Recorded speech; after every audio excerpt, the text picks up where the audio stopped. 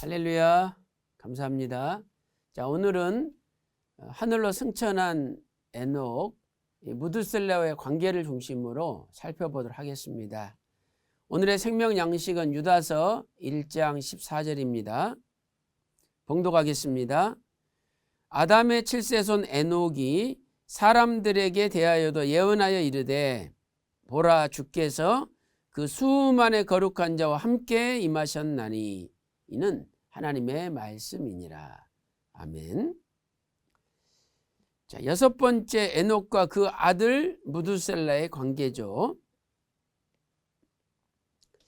자, 에녹은 아들 무드셀라를 낳은 이후부터 65세 아들 무드셀라를 낳았죠. 그래서 그 이후부터 하나님과 동행하기 시작하였습니다. 창세기 5장 21절 22절 말씀 보세요.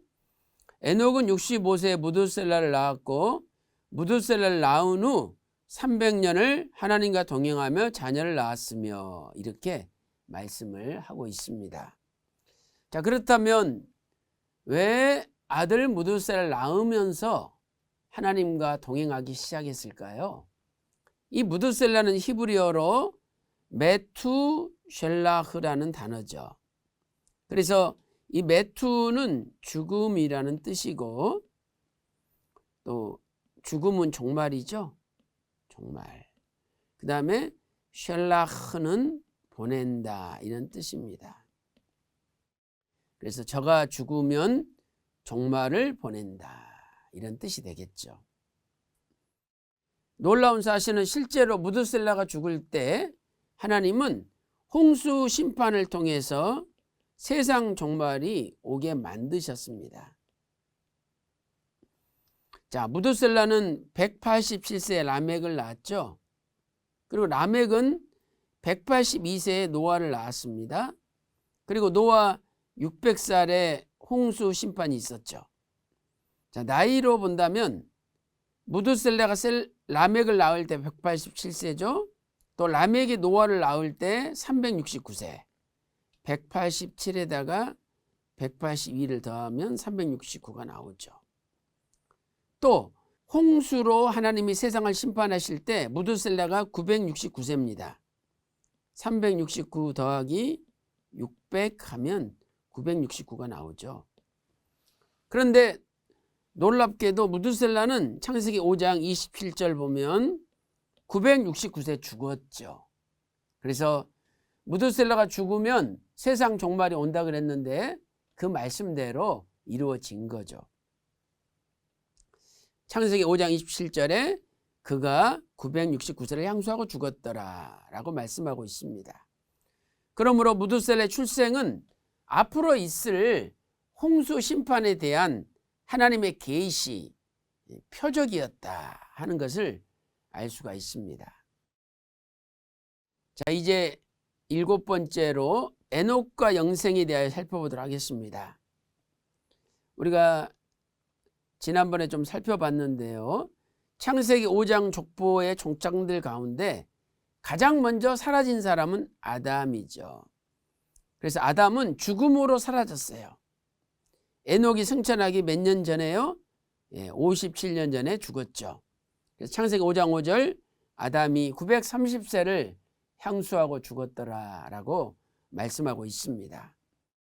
그 다음에 창세기 5장 족보의 족장들 가운데 두 번째로 사라진 사람은 에녹이죠. 아담은 죽어서 사라졌지만 에녹은 죽지 않고 변화되어 승천함으로 사라졌죠. 창세기 5장 24절 보면 하나님이 에녹을 데려가심으로 세상에 있지 않았다라고 말씀하고 있죠. 그런데 하나님께서 어떻게 에녹을 데려가셨습니까?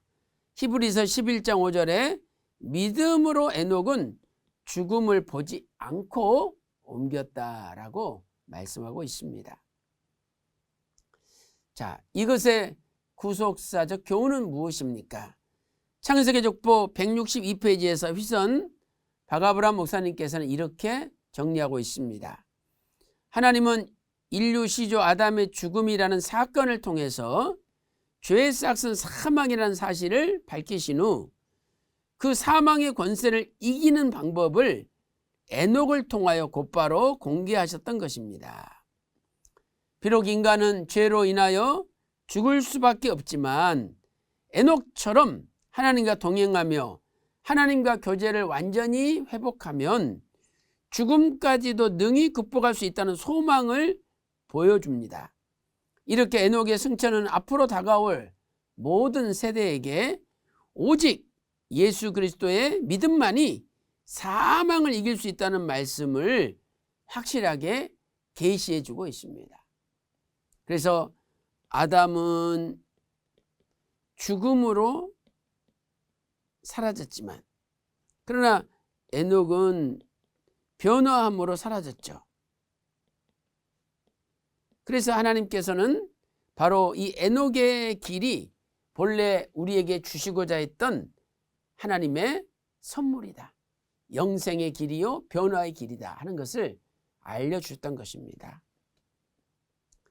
이제 에녹의 기타 행적들을 살펴보도록 하겠습니다. 에녹은 평생 동안 경건치 않는 세상을 향하여 재림과 심판을 증거하였습니다. 자, 먼저 에녹이 증거한 예수님의 재림이 유다서 1장 14절에 나와 있죠. 자, 읽어보겠습니다. 아담의 7세 손 에녹이 사람들에게 대하여도 예언하여 이르되 보라 주께서 그 수만의 거룩한 자와 함께 임하셨나니. 수만의 거룩한 자와 함께 오시는 그 주님은 바로 재림하시는 주님을 가리키는 겁니다. 이렇게 에녹은 예수님의 재림에 대하여 이미 자기가 살던 시대에 증거를 한 거죠. 또한 에녹은 종말의 심판에 대하여 증거하였습니다. 에녹은 하나님이 뭇사람을 심판하시되 경건치 않는 일을 심판하시고 또 경건치 않은 죄인의 강팍한 말을 심판하신다. 이렇게 말씀을 선포하였습니다. 자, 유다서 1장 15절 말씀 보세요. 이는 뭇사람을 심판하사 모든 경건치 않은 자의 경건치 않게 행한 모든 경건치 않는 일과 또 경건치 않은 죄인의 죽게 거스려 한 모든 강팍한 말을 인하여 저희를 정죄하려 하심이라. 이렇게 말씀하고 있습니다. 그러므로 우리는 종말을 살아갈 때에 경건치 않는 일을 하지 않도록 주의해야 되고 또 하나님께 거스려 행하는 강팍한 말을 하지 않도록 조심해야 되겠습니다.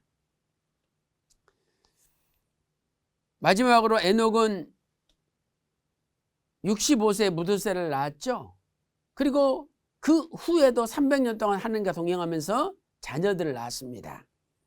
에녹은 자녀를 낳아 가정을 꾸리면서도 흠없이 하나님과 동행하며 경건을 지켰다는 사실은 우리에게 큰 위로가 되는 거죠. 우리도 자식을 낳고 돈을 벌고 자식들을 먹여 살리면서 살고 있는데 그런 똑같은 일을 하면서도 에녹이 하나님과 동행했다는 것은 우리도 능히 하나님과 동행할 수 있다는 것을 보여주는 것입니다. 그래서 창세기 5장 21절 22절에 무드셀을 낳은 후 300년을 하나님과 동행하며 자녀를 낳았다. 이렇게 말씀을 하고 있죠. 보통 사람들처럼 자녀를 낳고 가정생활을 영위하면서도 300년 동안 변함없이 하나님과 동행하며 경건을 지켰다는 것은 위대한 신앙입니다. 오늘도 이 신앙이 저와 여러분에게 넘쳐나시기를 주님의 이름으로 축원합니다. 기도 올리겠습니다.